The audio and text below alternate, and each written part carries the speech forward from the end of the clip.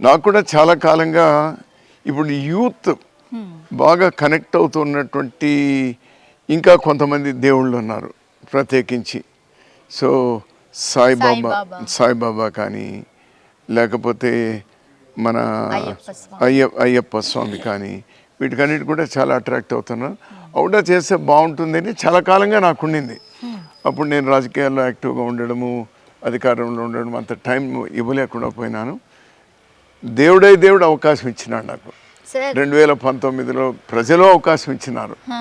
మళ్ళీ నేను ఇక్కడ ఊర్లోకి రావడం, మళ్ళీ నా వ్యవసాయం, ఈ గుళ్ళు ఇదేం చేస్తామని గ్రామస్తులు అందరూ కూడా చేరి మళ్ళీ అందరూ కూడా కూర్చొని ఆ దేవాలయాన్ని కూడా నిర్మాణం చేయడం జరిగింది.